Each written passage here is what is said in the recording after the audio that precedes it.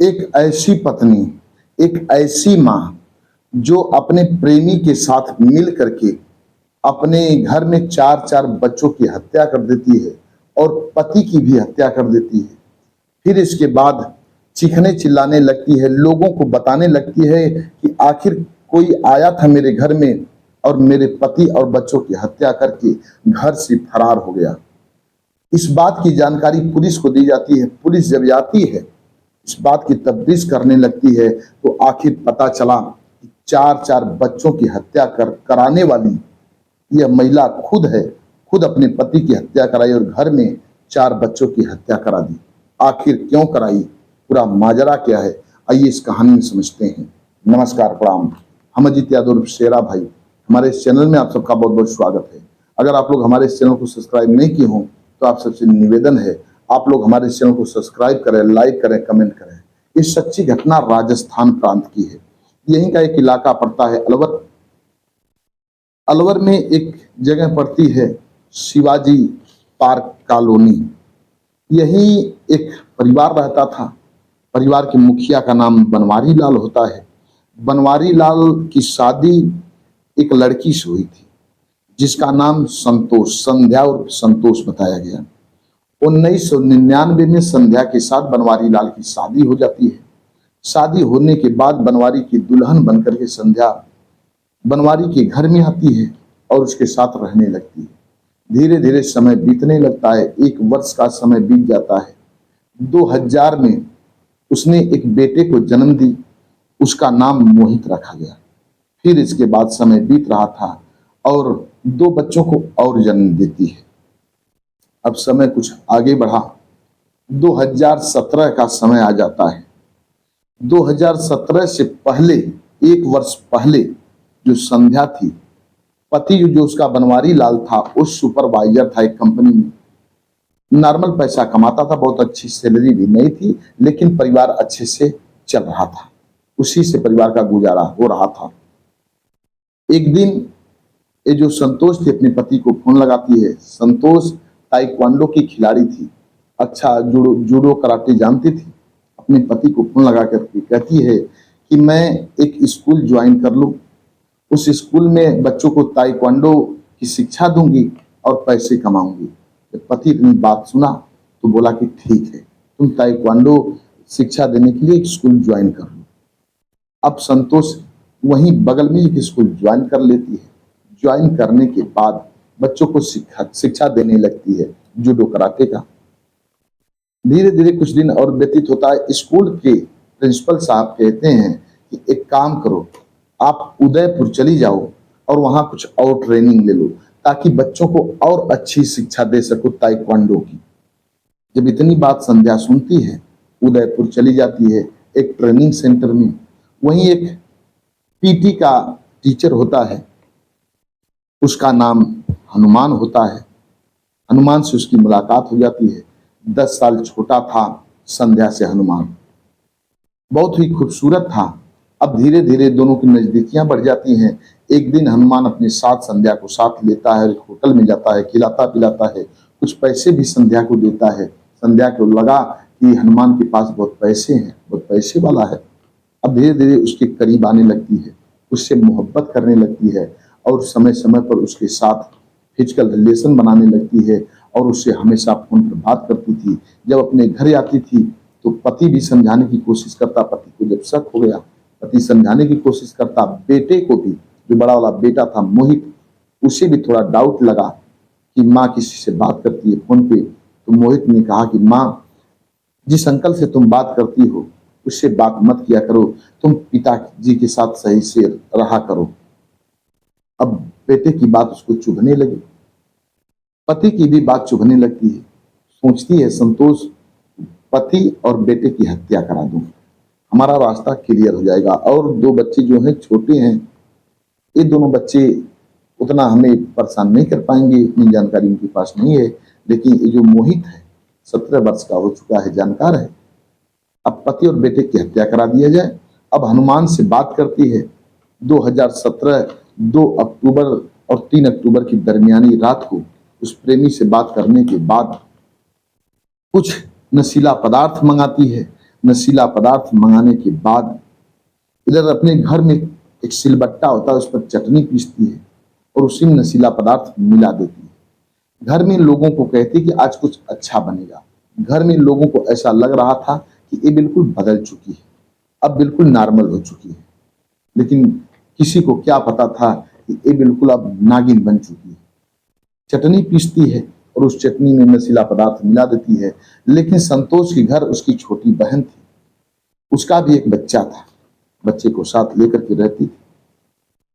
अब जब अपनी बहन को, संतोष की जो बहन थी, संतोष को देखती है चटनी में कुछ सफेद सफेद पदार्थ पीसते हुए, तो बहन से पूछती है, तो संतोष मना करती, चुप करा देती है, कहती है तुम अपना काम करो, मैं जो कर रही हूँ उसको करने दो। वहां से बहन हट जाती है। चटनी पीसने के बाद फिर कुछ बनाती है, घर के लोगों को खिलाती है, सभी लोग खाते हैं। लेकिन जो बेटा मोहित था वो माँ से कहता है संध्या से कि मेरी तबीयत ठीक नहीं है, मैं नहीं खाऊंगा। वो नॉर्मल खाना खाता है, अपना सो जाता है, पिताजी के पास सोता है बनवारी लाल के साथ। अब धीरे धीरे रात हो जाती है, करीब करीब 11-12 के करीब जब बजता है, तब अपने प्रेमी हनुमान को बुलाती है। बुलाने के बाद इशारा करती है कि मेरा पति और मेरा बेटा एक साथ सोए हुए हैं। उसी कमरे को इशारा करती है जहां लोग सोए हुए थे। अब हनुमान अपने 2 और साथियों के साथ उस कमरे में जाता है। पहले बनवारी लाल का गला रेत करके हत्या करता है। जब वहीं गला रेतता है, ब्लड का फव्वार निकल पड़ता है और मोहित के चेहरे पर फव्वार जाकर के जब गिरता है, मोहित की नींद टूट जाती है। कुछ बोलता, हाथ उठाता, इससे पहले जो हनुमान था मोहित का भी गला रेत करके उसकी भी हत्या कर देता है। अब बगल में कोने में खड़ी थी संध्या, सारा दृश्य देख रही थी और एक डायन की तरह हंस रही थी, मुस्कुरा रही थी। हत्या करने के बाद हनुमान अपने दोस्तों के साथ वहां से फरार होता है। आंगन में आता है, 3 बच्चे और सोए हुए थे, संध्या की बहन का एक बच्चा और 2 बच्चा संध्या का। पैर लगता है उन बच्चों से।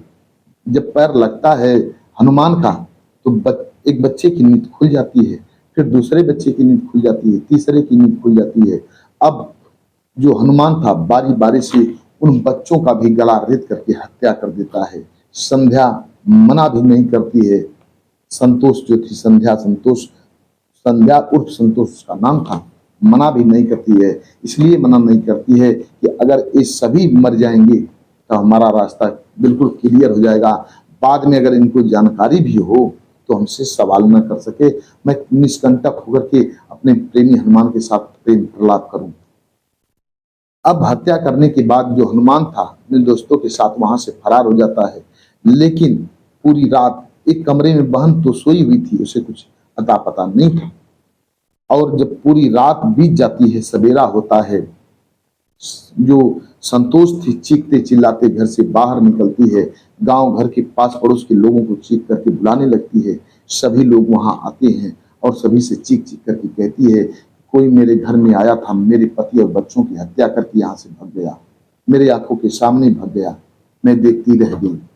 जब सभी पड़ोसी सुनते हैं, इस बात की सूचना पुलिस को दे दी जाती है। पुलिस आती है और फिर पुलिस तफ्तीश करना चालू करती है।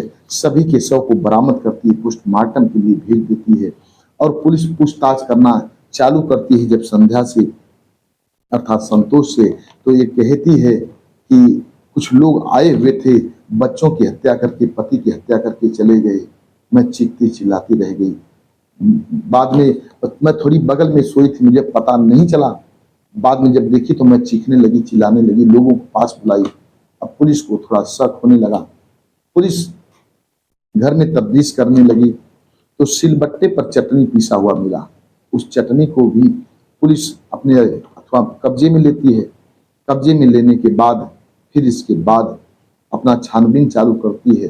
छानबीन चालू करने के बाद अब संध्या को अर्थात संतोष को पुलिस हिरासत में लेने के बाद पूछताछ करना चालू करती है।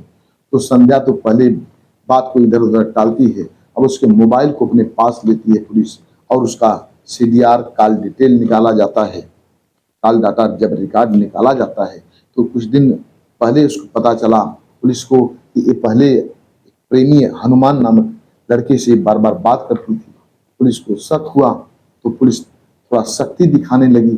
जब शक्ति दिखाने लगी तो थोड़े ही देर में वह अपने गुनाह को कबूल कर लेती।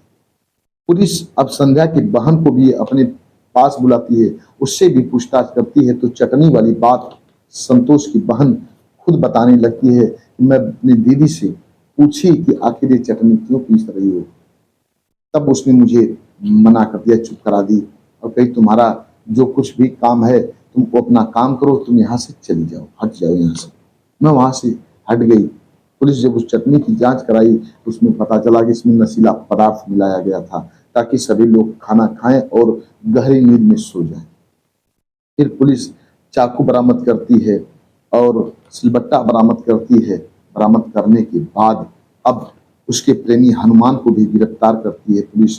दो साथियों को भी गिरफ्तार करती है, लेकिन जो दो साथी थे वो दोनों नाबालिग थे। इनका केस बाल न्यायालय में चल रहा है और 2023 में मार्च महीने में इन दोनों को 6 साल बाद उम्र कैद की सजा दी जाती है। जब तक ये लोग जीवित रहेंगे तब तक जेल की सलाखों के पीछे रहेंगे। ये थी एक कातिल पत्नी की कहानी, एक कातिल माँ की कहानी। आखिर अपने हवस के चलते, अपने प्यार के चलते अपने बच्चों और पति की हत्या कर दी अपने प्रेमी के साथ मिल करके। जो संतोष थी, इसको लग्जरी चीजों की बहुत ही ख्वाहिश थी। अब पति पूरा नहीं कर पाता था, इसलिए पति की हत्या करवा दी। सोचती थी कि प्रेमी हर ख्वाहिश को पूरी करेगा, लेकिन पकड़ी जाती है, पुलिस की गिरफ्त में होती है और उसको उम्र कैद हो जाती है और वो आज भी सलाखों के पीछे बंद है। इस कहानी को सुनाने का उद्देश्य किसी को परेशान करना नहीं है, बस आप सबको जागरूक करना है, आप सबको सचेत करना है कि ऐसे कुकृत्यों से आप सबको बचाने की भी कोशिश करें, खुद बचें। हमारे कुछ व्यूअर हैं जो कि अपना नाम लेने के लिए अपील किए हैं। एक हैं ब्रजेंद्र सिंह, ये मणिपुर के रहने वाले हैं। राव मोहम्मद यासीन, ये लाहौर पाकिस्तान के रहने वाले हैं। अनुज कुमार त्रिपाठी, लखनऊ उत्तर प्रदेश के रहने वाले हैं। डॉक्टर राकेश सैनी, ये बिजनौर के रहने वाले हैं। महानंद जी फरीदाबाद के रहने वाले हैं। ये लोग हमारी हर कहानी को सुनते हैं, बेहद पसंद करते हैं। वीडियो में लोग नाम लेने के लिए अपील किए थे, हमने बारी बारी से इन लोगों का नाम लिया। आप भी अपना नाम बुलवाना चाहते हैं तो कमेंट बॉक्स में अपना नाम दीजिए, एड्रेस बता दीजिए, आप सबका भी बारी बारी से नाम लिया जाएगा। चैनल को लाइक सब्सक्राइब जरूर करिएगा। मिलते हैं अगले एपिसोड में किसी एक सच्ची घटना के साथ, नई कहानी के साथ। तब तक के लिए नमस्कार।